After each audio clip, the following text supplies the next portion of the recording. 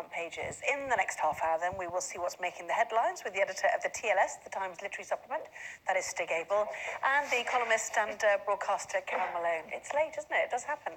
I don't think it should happen. I think I would be legitimately criticised. I've just had a swig of Bentley, and I think it's the drowsy one, so I could literally be nodding off in about 10 minutes. Well, that's worth staying tuned for. See if that happens. I'll give her a prod. We'll see which one falls off their chair first. Front pages, then. Let's start with the Telegraph. The Sandringham summit dominating the front of the Telegraph with part of the statement issued by Buckingham Palace and their headline, The Queen's Reluctant Farewell. Daily Express says the Queen has agreed to let Harry and Meghan quit for a new independent life following today's crisis talks. The Eye boils down the summit like this: Queen's seal of approval for reshaped royal family, while the Metro sums up the meeting with the headline, You Can Go Your Own Way.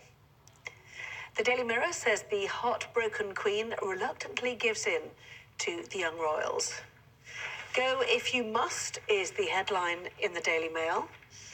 The Times also leading with the royal story, saying today's crisis talks had not fully resolved the questions about the Sussex's future. The Sun has the headline, oh, where's it gone? Oh, well, we'll see it in a moment. The Guardian, away from the royals, the Guardian quoting climate scientists insisting that record high ocean temperatures last year provide irrefutable evidence of global warming. Word that the UK economy shrank late last year, putting pressure on the Bank of England to announce a cut in interest rates. That's according to the FT. While the Daily Star reporting that Man U star Marcus Rashford could soon be launching his personal brand of toilet roll. We're not going to talk about that. No, we're not. No. Okay, right. Stig and Carol are here, though. We will talk about the royals, the Sandringham summit, the gracious Queen, is the way the Daily Express reports it. I think she has been gracious. I think she's also the bullied Queen too. She's been bullied into this, I think. You bully a Queen? Yeah, I think you can actually, especially if it's her grandson who she loves and she doesn't want to be estranged from. She's been not bullied, bounced into this.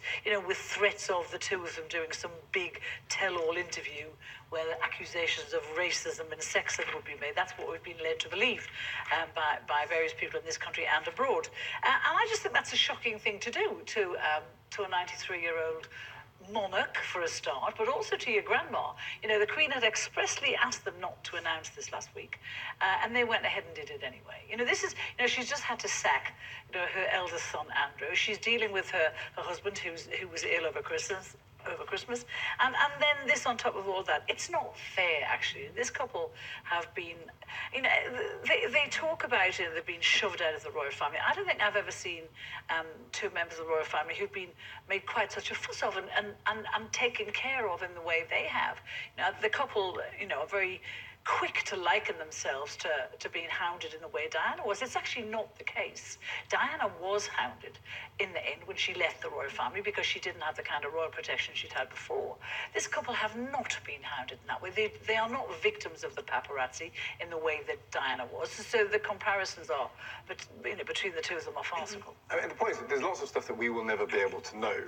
And often when people comment about this, there's not an awful lot of humility in saying, family lives are very complicated. We don't know precisely the relationship between Harry and his father, Harry and William. Families have difficult, particularly this family, where they had the tragedy of their mother being lost. There's also personal stuff amid the political and amid the constitutional that's very hard to unpick. I think they're perfectly entitled to say, we want to shape a life for ourselves, we've got a young family, we want to carve out what's best for us. Not what's best for the country, not what's best for the Queen, but what's best for us. I think that's a perfectly legitimate position to take. If they don't take the perks and the status of royal life and the protections of royal life, which is what they want. So I think that... They are also part of an institution as well, aren't yes. they? Let's just look at the Sun while you're talking. Yeah, Off you go, yes. but one is not amused. Oh, that's simply not working, is it? Keeps wanting to show us the stuff. I actually think to the next one, which is the Oh, the Daily Express again. We'll move on to the Telegraph. Yes, the Queen's reluctant farewell. Although we would have preferred them to remain full-time working members of the royal family, the Queen's statement said, told them, we respect and understand their wish to live a more independent life as a family. You say that they're fully entitled to do that. Well, you're not really. Not when you're born into the royal family. Harry, all of his life, has had the perks and trappings of royalty. He's lived a gilded life, you know. Yes, and don't bring up Afghanistan, because I know he went to serve in Afghanistan, and he did very well and very bravely. But in the main, he has a gilded life. And I just think, you know, for them to now, you know, it's all poor me, where, you know, we're not really living, we're just surviving. It's absolute utter nonsense. They've been surviving in a house that we paid 2.4 million to renovate. And I think that the screen and their website said, you know, we welcome being held to account where appropriate, which is always a red flag.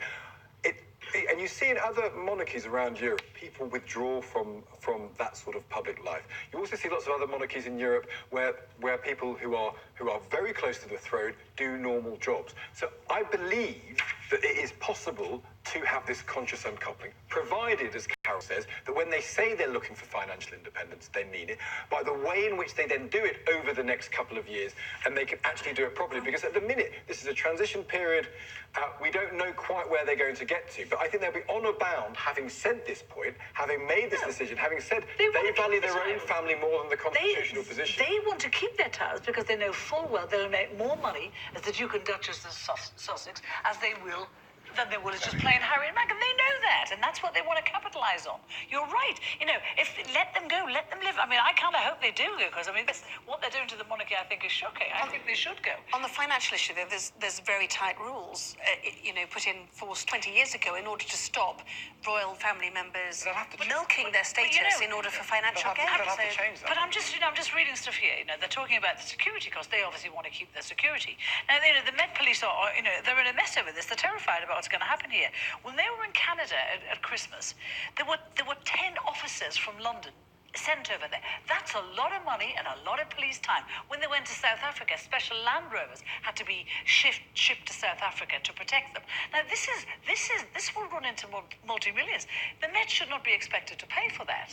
And if they want security, let them pay. Well, some newspapers and our correspondent actually on Vancouver Island just said that the Canadian Royal Mounted Police may well pick up some of the tab for that. But how long, and what are the tax implications of living in a country? And that's why the argument that this was done too hastily is a very fair one. But, you know, look at this statement by the Queen. Yes. That would have never happened 5 years ago, or 10 years ago, or 20 years ago. It came to a head. There was a meeting that we were all told about, and then at 5 o'clock, the Queen, in her own name, issued a short personal statement that refers to Harry and Meghan by their first names.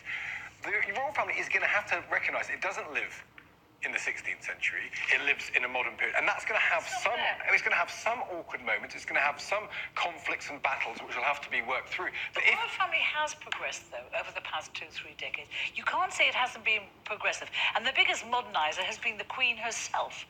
And I just think she's been undermined by these two, and she's been upset. I think that's a very sad statement that she made. She talks about her family and her grandson, and she refers to them by their first names. She's obviously wants to do right by them. And yet, the country, you know, there has to be a deal that suits the country in terms of what they get. I agree with that. But if you can't disappoint your grandparents, who can you disappoint? That's my point about this is also a family drama as well as everything else. He's disappointed the monarch. He's not. What do you mean, why does it matter? Because she deserves more respect than this. I feel, honestly, his responsibility is first to his wife. Do you? And his child. Even and if then he's to taken himself. money. And then to himself. I think the detail then about money is a very legitimate criticism, not least because they've done this website that sort of starts showing in some levels of detail. I'm not disagreeing with that. I don't think this has been done well, but I do think they are entitled to think, what sort of life do they want? And we talked about this before. But you either believe in, you know, the sanctity of 1,000 years of royal history, yes, or you don't, as you As I don't. No, I don't. Exactly. So where the individual then is king. Yes. Wrong use of words, obviously. But do you get my point? He's rocking this institution in a way that this is not progressive. This is not modernising it.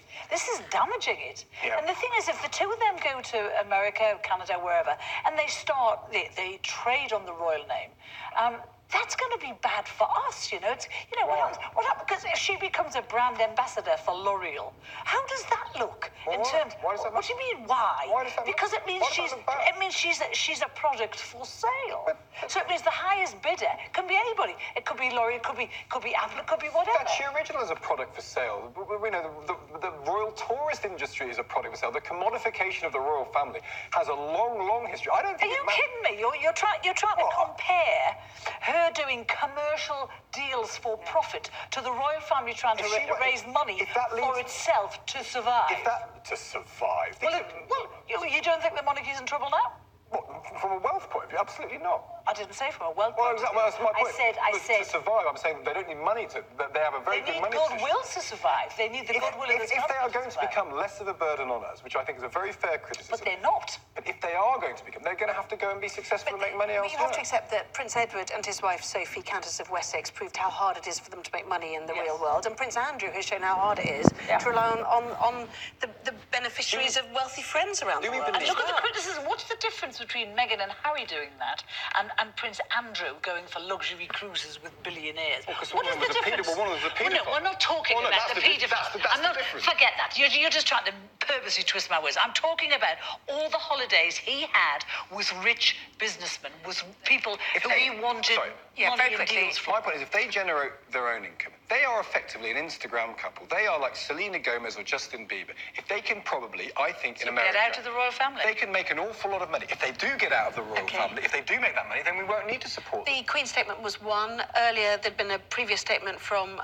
the two princes to deny a media report that it was Prince William's bullying, we presume, That had led to part of this rift. It's interesting. I mean, I know the paper that ran the story, but it is interesting that I suspect Wills might not have gone to that summit if that hadn't been retracted. Because why would you, when you've been accused of bullying, when they're supposed not to have seen each other for months? How can you bully from afar? This is my point about how we don't know that this is such a complicated story in a sense, because also the press are active agents in this story as well as people Well, let's take a look at The Sun then. What Meghan wants, Meghan gets, which is an oft-repeated statement, is it not? And some people believe it plays to what amounts to effectively this stereotype that it's the woman who comes in and the meddling woman, the demanding woman is changing everything. And I'm not sure that's necessarily always holds water, because if we look at Harry's background in all of this, this is a kid who's grown up losing his mum with a hostile relationship, understandably, with public life, who then meets a woman who comes from a completely different world, completely different background. She makes her own money, she's an actress. Why wouldn't that appeal to him? And why would that not lead him to get to where he is We're now? not saying why would it appeal to him. Of course we get it.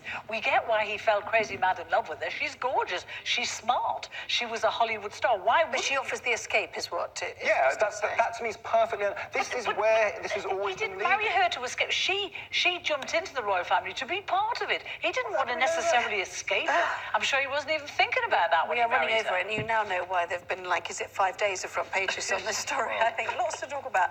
Plenty more coming up still, including the British actress Florence Pugh is thrilled by her first Oscar nomination, but not everyone is delighted with the overall list.